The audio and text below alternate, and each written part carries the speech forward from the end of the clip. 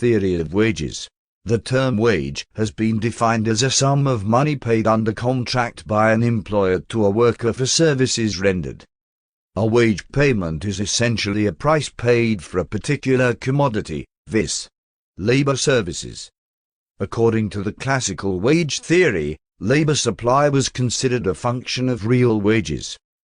But according to Keynes, the workers acted irrationally and generally bargained for money wages, and they sharply reacted against any cut in money wages. The money wage has also been called nominal wage. But money wages alone may not give us a correct idea of what a worker really earns. It is the real wage that determines the standard of living of a worker. Factors determining real wages. Following are the factors that determine the real wages or the standard of living of a worker. A. Purchasing power of money. The purchasing power of money is used to compare wages at different places and at different times. It varies inversely with the price level, that is, higher the prices, lower the purchasing power, and vice versa. A part of high wages in England and North America may be due to higher prices prevailing in those countries' regions. B. Subsidiary earnings. Subsidiary earning is the income in addition to the regular money wage an employee has in the form of money or goods. For example, free board and lodging are provided to the domestic servants or peons, professors earning additional income by marking examination papers, etc. C. Extra work without extra payment. If an employee is required to do extra work without any compensation, his real wage is reduced by that extent. D. Regularity or irregularity of employment. Regular or more secure employment may be given money wages, but their real earning may be higher than irregular and unsecured employees receiving higher money wages. E. Conditions of work. Some occupations are healthier than others, and in some the hours of work are shorter than in others. All these things are taken into account in evaluating real wages. F. Future prospects. A low money income will be considered a high real wage if there are good prospects of a rise in the future. Theories of wages. A. Subsistence theory. This theory was originated with the Physiocratic school of the French economists and was developed by Adam Smith and the later economists of the classical school. The German economist Lassalle called it the iron law of wages or the brazen law of wages. Karl Marx made it the basis of his theory of exploitation. According to this theory, wages tend to settle at the level just sufficient to maintain the worker and his family at the minimum subsistence level. If wages rise above the subsistence level, the workers are encouraged to marry and have large families. The large supply of labor brings wages down to the subsistence level. If wages fall below this level, marriages and births are discouraged and undernourishment increases death rate. Ultimately, labor supply is decreased until wages rise again to the subsistence level. It is supposed that the labor supply is infinitely elastic, that is, its supply would increase if the price, that is wage, offered rises. Criticism.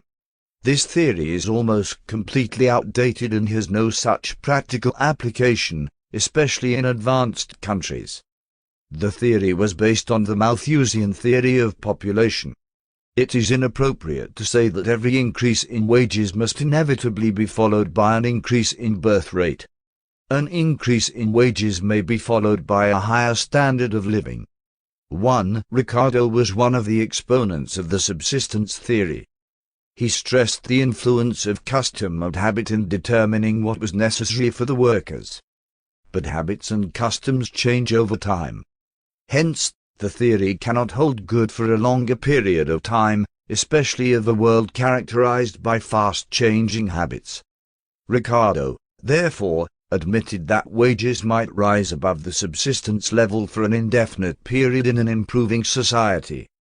2. The second criticism against this theory is that the subsistence level is more or less uniform for all working classes with certain exceptions. The theory, thus, does not explain differences of wages in different employment. 3. The third criticism is that the theory explains wages only with reference to supply. The demand side has been entirely ignored. On the demand side, the employer has to consider the amount of work which the employee gives him and not the subsistence of the worker. 4. The fourth criticism is that the theory explains the adjustment of wages over the lifetime of a generation and does not explain wage fluctuations from year to year. 5. The fifth and the final criticism is that the term subsistence has a very vague impression. Does it refer to the minimum requirements of a modern man or of a tribal savage? B. Wages fund theory. This theory is associated with the name of J.S. Mill. According to wages fund theory, wages depend upon two quantities, viz. 1. The wage fund or the circulating capital set aside for the purchase of labor, and 2. The number of laborers seeking employment. Since the theory takes the wage fund as fixed, wages could rise only by a reduction in the number of workers. According to this theory, the efforts of trade unions to raise wages are futile. If they succeeded in raising wages in one trade, it can only be at the expense of another, since the wage fund is fixed and the trade unions have no control over population. According to this theory, therefore, trade unions cannot raise wages for the labor class as a whole. Criticism. This theory has been widely criticized and stands rejected now. Even J.S. Mill himself recanted it in the second edition of his book Principles of Political Economy. Mill thought that wages were paid out of circulating capital alone. Whether the source of wages is capital or the present products has been the subject of a keen controversy in the past. The fact is that in some cases, where the process of production is short, for example, final stages of the productive process, wages are paid out of the present production. On the other hand, when the process of production is long, the laborer obviously does not obtain wages from the product of his labor, either directly or through exchange. In such cases, wages mainly come out of capital. This theory is inapplicable in highly industrialized countries, but it is applicable in an underdeveloped country suffering from capital deficiency, where the wages cannot be increased unless national income is increased and capital accumulated through industrialization. C. Residual claimant theory. The residual claimant theory has been advanced by an American economist, Walker. According to Walker, wages are the residue left over after the other facts of production have been paid. Walker says that rent and interest are governed by contracts, but profit is determined by definite principles. There are no similar principles as regards wages. According to this theory, after rent, interest and profit have been paid, the remainder of the total output goes to the workers as wages. This theory admits the possibility of increase in wages through greater efficiency of employees. In this sense, it is an optimistic theory. The subsistence theory and wages fund theory were pessimistic theories. Though this theory has been rejected by most economists on several bases. D. Marginal productivity theory of wages. This theory states that, under the condition of perfect competition, every worker of same skill and efficiency in a given category will receive a wage equal to the value of the marginal product of that type of labor. The marginal product of a labor in any industry is the amount by which the output would be increased if a unit of labor was increased, while the quantities of other factors of production remaining constant. Under perfect competition, the employer will go on employing workers until the value of the product of the last worker he employs is equal to the marginal or additional cost of employing the last worker. Further, under perfect competition, the marginal cost of labor is always equal to the wage rate, irrespective of the number of workers the employer may engage. Since every industry is subject to diminishing returns, the marginal product of labor must start declining sooner or later. Wages remaining constant, the employer stops employing more workers at that point where the value of marginal product is just equal to the wage rate.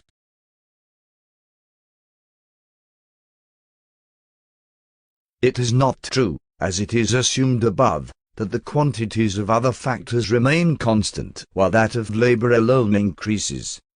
To allow for this, a term marginal net product of labor has been used instead of marginal product of labor. The value of marginal net product of labor may be defined as being the value of the amount by which output would be increased by employing one more worker with the appropriate addition of other factors of production, less the addition to the cost of the other factors caused by increasing the quantities of other factors. Limitations or criticism of marginal productivity theory. This theory is true only under certain assumptions such as perfect competition, perfect mobility of labor, homogeneous character of all labor, constant rates of interest and rent, and given prices of the product. It is a static theory. The actual world is dynamic. All assumptions are unrealistic. The following are the criticism against this theory. 1. According to this theory, the labor is perfectly mobile so that they can be moved from one employment to another employment, which is not true in the real world. 2. According to this theory, there is unified wage rate across the market, which is impossible. Workers of the same skill and efficiency may not receive the same wages at two different places. 3. In case of monopsony, that is, one buyer and many sellers, the employer has a grip on wages and can pull down the wages below the value of the marginal net product of labor. If the employees are collectively organized, the wage rates can be bargained. Therefore, the wages are not only determined by the number of workers employed but also by the relative bargaining strength of the labor union and the employer. 4. Another assumption of this theory is that there is an existence of perfect competitive market for products, which is also an unrealistic assumption. In the real world, the market for goods is characterized by imperfect competition. This also unsettles the theory. 5. The productivity of workers is also dependent on factors such as the quality of capital and efficient management, which is outside the scope of this theory. 6. It should be borne in mind that the marginal net product of labor depends not merely on the supply of labor, but also on the supply of all other factors of production. If other factors are plentiful and labor relatively scarce, the marginal product of labor will be high, and vice versa. 7. This theory takes the supply of labor for granted. Productivity is also a function of wages. Low productivity may be the cause of low wages, which may tell on the efficiency of the worker, lower his standard of living, and ultimately check the supply of labor. Thousig's theory of wages. The American economist Taussig gives a modified version of the marginal productivity theory of wages. According to him, wages represent the marginal discounted product of labor. According to Thousig, the laborer cannot get the full amount of the marginal output.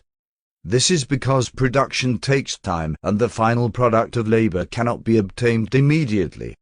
But the laborer has to be supported in the meantime. This is done by the capitalist employer. The employer does not pay the full amount of the expected marginal product of labor. He deducts a certain percentage from the final output in order to compensate himself for the risk he takes in making an advance payment. This deduction, according to Thousig, is made at the current rate of interest. Criticism. Two weaknesses of the theory have been recognized by Taussig himself, that is, 1. A dim and abstract theory remote from the problem of real life. To this he replies that this weakness is common to all economic generalizations. 2. The joint product is discounted at the current rate of interest, but according to his own analysis, the rate of interest is a result of the process of advance to the laborers.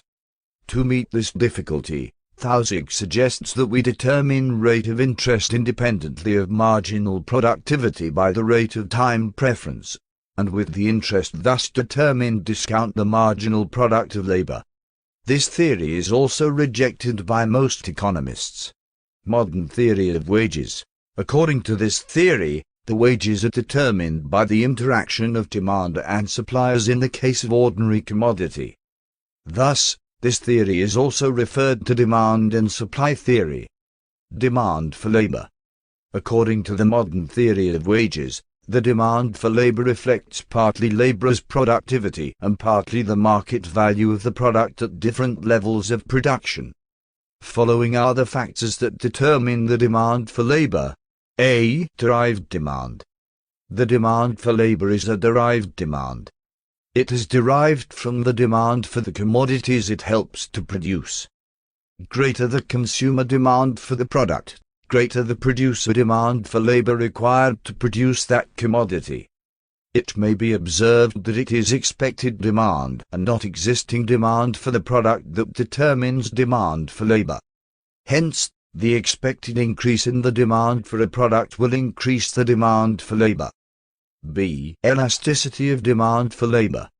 The elasticity of demand for labor depends on the elasticity of demand for commodity. According to this theory, the demand for labor will generally be inelastic if their wages form only a small proportion of the total wages. The demand, on the other hand, will be elastic if the demand for product is also elastic or if cheaper substitutes are available. C. Prices and quantities of cooperating factors. The demand for labor also depends on the prices and the quantities of the cooperating factors. If the machines are costly, the demand for labor will be increased. The greater the demand for the cooperating factors, the greater will be the demand for labor, and vice versa. D. Technical progress. Another factor that influences the demand for labor is technical progress. In some cases, labor and machineries are used in definite proportions. After considering all relevant factors as discussed above, the employer is governed by one fundamental factor, viz. Marginal productivity. The change in wage rate determines the direction of change in the demand for labor, but the degree of this change depends on the elasticity of demand for labor. In case of elastic demand, a small change in the wage rate will lead to a considerable change in demand for labor, and vice versa. Whether the demand for labor is elastic or not will depend on 1. The technical conditions of production, and 2. Elasticity of demand for the commodity which that labor produces. Generally, the short-term demand for labor is less elastic than the long-term demand. That is why the employers and trade unions adopt a stiff attitude in wage negotiations. Demand for labor under perfect competition. Under perfect competition, each firm constitutes a very small portion of the entire industry that it cannot influence wages appreciably by employing more or less of labor. The supply curve of labor confronting each employer is perfectly elastic, that is, horizontal straight line at the level of the market wage rate. The individual demand curve is determined by marginal productivity. The individual employer hires as many laborers as will equate the marginal productivity of labor with the rate of wages in the market.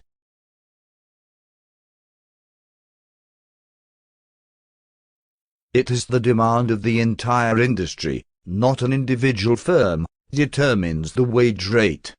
The individual firm has to accept the market rate of wages and adjust its own demand for labor accordingly. Supply of labor. The supply of labor depends on a. The number of workers of a given type of labor which would offer themselves for employment at various wage rates, and b. The number of hours per day or the number of days per week they are prepared to work. The labor may be supplied to three destinations. 1. Supply of labor to a firm.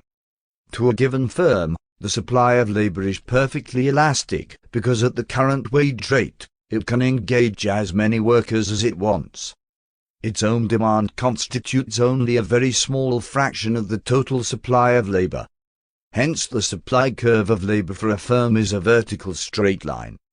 2. Supply of labor to an industry. For the industry as a whole, the supply of labor is not infinitely elastic. If the industry wants more labor, it has to attract it from other industries by offering higher wage rates. The supply of labor for the industry is subject to the law of supply, viz. Supply varies directly with price, which means low wage small supply and high wage large supply.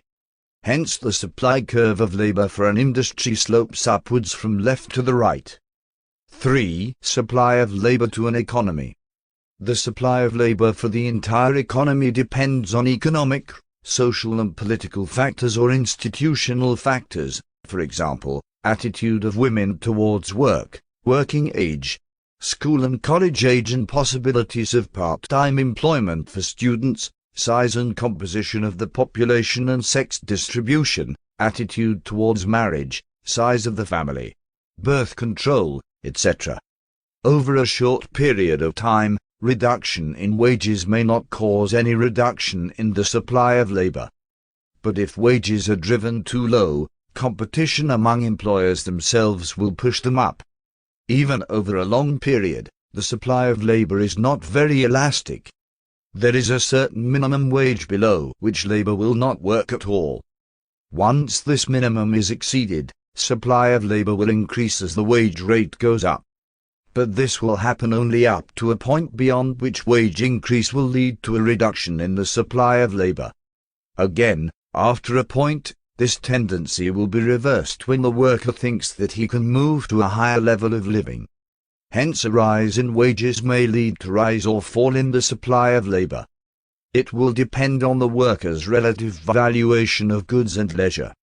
Thus, the supply of labor will depend on the elasticity of demand for income, which will vary according to the worker's temperament and social environment.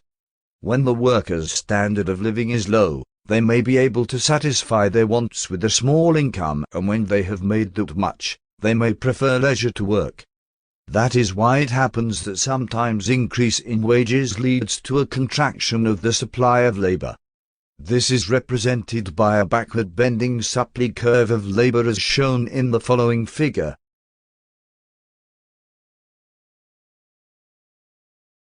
For some time this particular individual is prepared to work longer hours as the wages go up. Wage is represented on the y-axis. But beyond OW wage, he will reduce rather than increase his working hours. Interaction of demand and supply. In the above diagram, Figure A represents the supply curve faced by an industry, and Figure B represents the supply curve faced by an individual firm. W is an extended line that cuts the MRP, marginal revenue productivity, curve of the firm at E- in Figure B. At this level, the RRP, average revenue productivity, is MR, which is greater than the wage OW in Figure B. Hence, all the firms, since this firm represents all the firms in the industry, are making supernormal profit at this wage level. This will lead to entry for new firms in the industry. The demand for labor will increase and the wage level will go up. Thus, supernormal profits will be competed away in the long run by the entry of new firms. The new demand curve D-D- cuts the supply curve SS in Figure A. At point F, the wage level in this situation will be OW-, which is higher than the original wage level OW. This is how the interaction of demand and supply determines the wage. When the wage is OW, the firm is in equilibrium at E-, and when the wage rises to OW-, the equilibrium is at F-. At this point, average revenue productivity, RRP, and marginal revenue productivity, MRP, are equal, and the average wage OW- is equal to both of them. It means the individual firms are earning normal profits. It may also happen that the occurrence of supernormal profits attracts some firms from outside, which may further increase the demand for labor to D-. The wage level will then be OW-. Here the RRP is less than the wage OW-, that is, the firms are suffering from losses. The result will be that some firms will leave the industry and the wage will come down to the level of OW-. Long run. Under perfect competition, wages are, in the long run, equal to the marginal as well as to the average productivity of labor. If marginal productivity is greater than average, it will be worthwhile to employ more labor till marginal productivity falls to the level of average productivity. On the other hand, if marginal productivity is less than average productivity, less labor will be employed and the marginal productivity will rise to the level of average productivity. Marginal productivity and average productivity thus tend to be equalized. Since wages are equal to marginal productivity, they are also equal to average productivity in the long run. This is shown in the following diagram.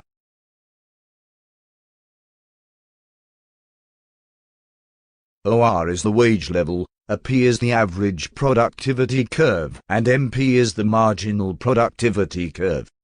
They intersect at P, which shows that wages are equal both to the MP and AP. When AP is rising, MP is greater than AP, and when AP is falling, MP is less than AP. But when AP is neither rising nor falling, MP equals AP. Hence, at equilibrium point, wage equals MP equals AP. Wages under imperfect competition. Imperfect competition may result: A. Bilateral monopoly. When strong employers' associations are confronted with strong labor organizations. B. Monopsony. When an industrial employer or a group of employers occupy a very strong monopolistic position as compared with labor. A. Bilateral monopoly. The term bilateral monopoly is applicable both to commodities and labor. It is applied to a situation when a monopoly of purchase is matched with the monopoly of sale, that is, a single monopolist facing a single monopsonist. The monopolist wishes to operate on a scale where the marginal cost is equal to marginal revenue, because that will bring him the maximum monopoly profit. On the other hand, the monopsonist wishes to purchase an amount at which marginal cost is equal to marginal utility. This indicates one optimum price for the buyer and another for the seller. There is no economic principle to determine an equilibrium price. It is not possible to indicate definitely the output and the price which will rule. The price will depend on the circumstances of each case. In some cases, it will be a compromise price which may be influenced by the bargaining power of each party. Therefore, under bilateral monopoly, the price and output are indeterminate.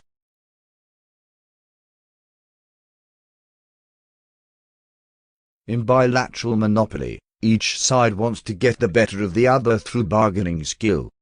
The monopolist will like the monopsonist to behave as if he were one of the many buyers as in perfect competition, so that he, that is, buyer, may accept the price fixed by firm, the monopolist producer. Similarly, the monopsonist will like the monopolist to behave as if he were a perfect competition producer, that is, one of so many, unable to influence price, so that he, the monopsonist buyer, can purchase at his own price. Now nothing can be said as to who will succeed and how far. Most probably, there will be a compromise between the two extremes. According to the above diagram, the monopolist will be maximizing his profit, MR equals MC, if he sold OM output and charged OP1, M-Q, price. Since Q1 is a point on the demand curve DD showing what the purchaser will be willing to pay under perfect competition. On the other hand, the monopsonist will like to buy OM at OP price, since Q2, where DD and MC1 intersect, is a point where buyer's marginal valuation equals marginal cost of purchase. There will be a compromise between both the parties, that is, the employer and the employee.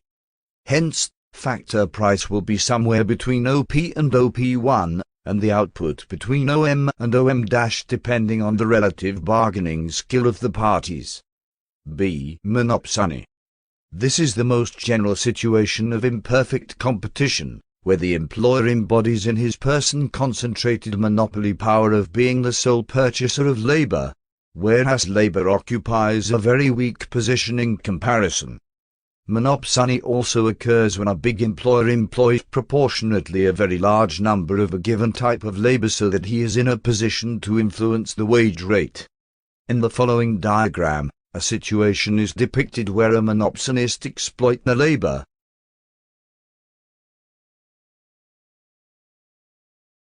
In the above diagram, the MRP is the marginal revenue productivity curve representing demand for labor.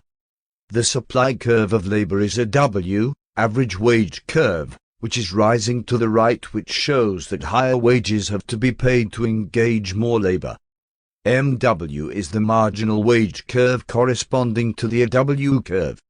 These two curves, that is, MW curve and the MRP curve, intersect at point D. It is the point where the monopsonist is in equilibrium. Here the marginal wage is equal to marginal revenue productivity of labor at the level of labor employment ON, at wage level NH, equals OW. It can be seen that this wage, that is, NH, is less than marginal revenue productivity, which is NE. Thus each worker gets EH less than this marginal revenue product. This is the measure of labor exploitation under monopsony. This is called by Mrs. Robinson as monopsonistic exploitation. Thus, under monopsony, wage is lower and employment is less than under perfect competition in the labor market. Under perfect competition, the equilibrium would have been at C, where the supply curve AW cuts the demand curve MRP. At this point, the wage would have been higher at OW' equals N-C, and the labor employed would have been larger at ON-. Exploitation of labor. There are three types of labor exploitation. A. Monopsonistic exploitation, where the single employer has the strongest influence on the wage rate. B. Monopolistic exploitation. In this condition, there is perfect competition in the labor market, but there is an imperfect competition in the product market. In equilibrium, the firm will equate wage with marginal revenue product. This means that labor is paid less than the value of the marginal product, which shows exploitation.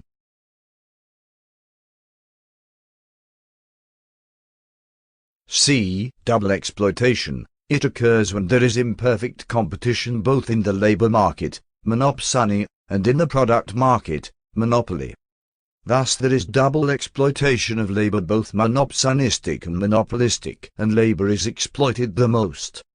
Remedies.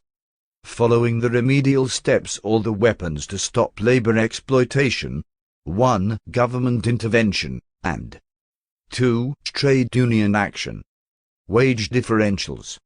Wages everywhere tend to approximate to the marginal productivity of labor. But the marginal productivity of labor is different in different employments and grades. It varies with the degree of scarcity of each kind of labor in relation to the demand for it. Following are the causes of differences in wages in different employments, professions and localities. A. Differences in efficiency. That is, differences in education, training, and conditions under which the work is performed. B. Existence of non-competing groups. These groups arise because of the difficulties in the way of mobility of labor from low-paid to high-paid employments. These difficulties may be due to geographical, social and economic reasons. C. Difficulty of learning a trade. The number of those who can master difficult trades is small. Their supply is less than demand for them, and their wages are higher. D. Differences in agreeableness or social esteem. Disagreeable employments must pay higher wages in order to attract laborers. If disagreeable work are performed by unskilled workers, who cannot do anything better, wages may be quite low, for example, sweepers. E. Future prospects. If an occupation provides opportunities for future promotion, people will accept a lower star in it, as against another occupation offering higher initial rewards, but no chances of promotions in the future. F. Hazardous and dangerous occupations generally offer higher emoluments. G. Regularity or irregularity of employment also exerts a strong influence on the level of wages. H. Collective bargaining. The differences in the strength and militancy of trade unions also account for differences in wages in different industries.